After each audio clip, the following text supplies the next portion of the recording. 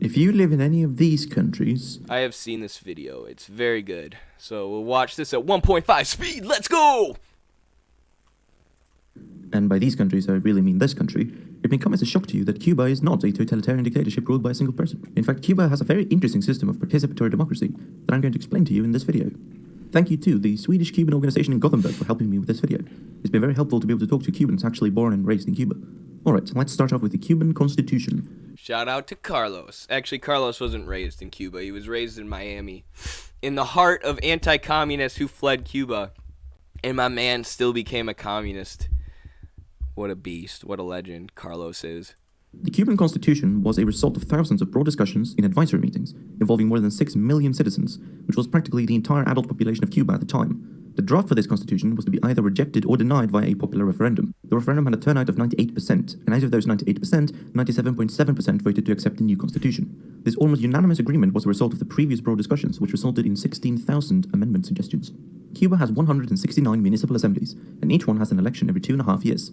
Every 5th year, 3 months after the municipal elections, there is an election to the Cuban Parliament, the National Assembly of People's Power, as well as to the 14 province assemblies. All Cuban elections have had turnouts of over 95% ever since 1976. It is not a requirement for you to be a member of the Communist Party of Cuba to vote, or to be elected to any position. And what's the average voter turnout in the U.S.? So Cuba doesn't even require voting. Some countries do, but they still get over 95%. In the U.S., and this is so telling about our political system, 60.1% for the presidential election in 2016. I mean, that means 40% of our country isn't even voting. So people understand that the political system does not work, right? Otherwise, you would have higher voter turnout. People understand that their lives are not going to change, really, no matter which one of these two parties they go out and vote for. But in Cuba, one of the signs that they have a true democracy, unlike the sham of democracy that we have in the U.S., is that they have 95% voter turnout in their elections. That's insane. And the Communist Party does not propose, support, nor elect any candidates. In fact, the party doesn't participate in the elections at all. No one here has gone to an election and been presented with a ballot paper and told, these are the party members for whom you have to vote, nor is anyone nominated for being a party member. This element can perhaps be invoked as a reflection of leadership, fitting conduct, good performance, or a vocation for public service, but not because the condition of party member is established as a requirement to enter public office in our laws, says Dr. José Luis Toledo Santander. Claro que la mayoría del pueblo apoya la revolución, la gran mayoría, no la mayoría, la gran mayoría. Como ejemplo máximo de este apoyo, las elecciones nuestras, que son elecciones abiertas, democráticas y populares, verdaderamente populares. Porque, por ejemplo, yo he sido elegido en 2 ocasiones como diputado a la Asamblea Nacional del Poder Popular. Y yo soy un escritor, un intelectual, no soy un político. Tampoco soy militante del Partido Comunista. Anyone over the age of the revolution... He said a good example of how Cubans, how many of them support the government is the elections, which is true. I want to bring up another example.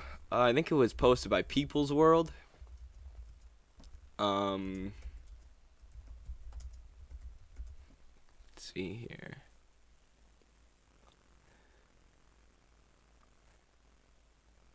There was a giant pro-government or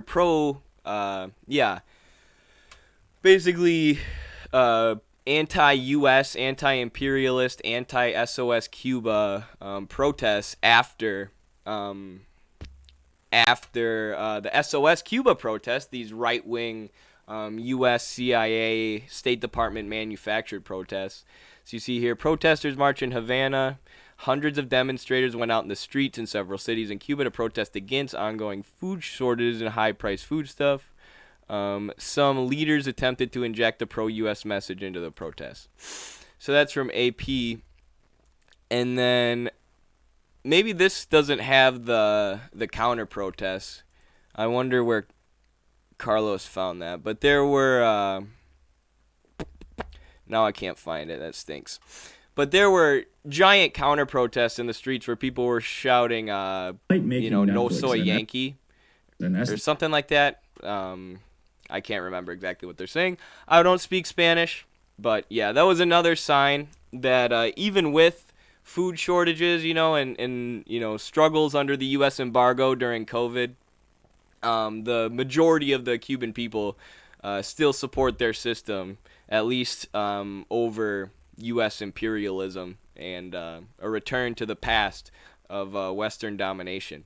Tampoco soy militante del Partido Comunista. Anyone over the age of 16 can vote and can be nominated to be a candidate for election in one of the 169 municipal assemblies, or one of the 14 provincial assemblies. However, you must be at least 18 years old to become a candidate for a seat in the National Assembly. Neither money nor political parties have a place in the nomination process. Instead, individuals directly nominate those who they think should be candidates. As a result, the Cuban parliament has representatives from across society, including an exceptionally high proportion of women, 48.9% to be exact. In comparison, the percentage of women in the United States House of Representatives is 19.4%. Among all countries, the United States is ranked 101st out of 196 countries in total. Cuba is number 3 behind only Rwanda and Bolivia. Fun fact, Saudi Arabia has a higher percentage of women in its legislative assembly than the United States does. Furthermore, 88% of Cubans participate in what is basically a system of direct democracy. The Committees for the Defense of the Revolution, CDRs, allow anyone over the age of 14 to join, and they meet a minimum of once every 3 months to plan the running of the community, including the organization of public health campaigns to promote good health and prevent disease, the upkeep of the area in terms of waste and recycling, the running of voluntary work brigades, and providing the adequate support to members of the community who are... See, and this is why I don't get like why anarchists and anarcho-communists don't support Cuba, or don't support, existing socialism. They're like, you need to set up decentralized power structures where workers can meet, and make decisions about direct democracy and things that affect them. It's like, you mean Soviets in the Soviet Union, the workers' councils? Or you mean this in Cuba that people have the option to participate in, and many people do participate in? Or the massive commune system in Venezuela that was heavily supported by the state, less so under Maduro, which is one of my critiques of him, or a lot of people's critiques of him, the Chavistas' critiques of him. But still, there's all these, systems of direct democracy set up to put decision-making power directly in workers' hands. And apparently it's not enough for our ultra-left comrades. Or in need of help, for example, in the case of domestic disputes. The CDRs also discuss nationwide issues and legislation and feed back their proposals to the National Assembly and other organs of popular democracy. But at the heart of the Cuban democratic system is the locally elected delegates. Prior to the municipal elections, residents of all the neighborhoods of that municipality gather to a meeting in order to nominate candidates. If you're nominated, you're free to either accept or decline the nomination. If several people are nominated, a meeting appoints the person whom the neighborhood trusts as their candidate via discussion and show of hands. Up to 8 adjacent neighborhoods make up a constituency. Each candidate is presented with a short biography and photo on an A4 sheet of paper. Election promises or electoral pledges are forbidden. On election day, the elections are conducted via secret ballot like in most democratic countries. Then a minimum of 2 and a maximum of 8 candidates from a single constituency are to be elected to the municipal assembly. The polls are guarded by school... Never mind. I was going to ask if he explained why the kids are there yet. Listen to this part. This is the most interesting. I'm going to put it on normal speed. Municipal assembly. The polls are guarded by school children, and everyone has the right to monitor the votes being counted. The whole school children thing might seem a bit weird at first, but yes, the ballot boxes are guarded by elementary school children called pioneers. Elections are very calm and take place on Sundays so that people can go vote, and so that the pioneers aren't in school when the voting is happening. The idea behind this is that when a son, daughter, nephew, niece, granddaughter, or grandson is taking care of the box, the family spends the day checking on them to see that they're behaving well and so on. And so the polling station is taken care of by everyone. The counting of the votes is public, and any citizen who wants to be can be present.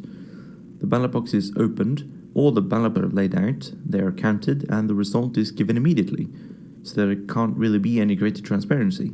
And if that wasn't enough, the National Electoral Commission, once the electoral processes have concluded, conducts random audits of polling stations. So the thing I like about having kids monitor it, the pioneers, is that, like, children are uncorruptible, right? You don't really understand the power of money until you work a crappy job and you have to support yourself or support your family or whatever. And you have to make sure you have enough for food and shelter and water and all these things.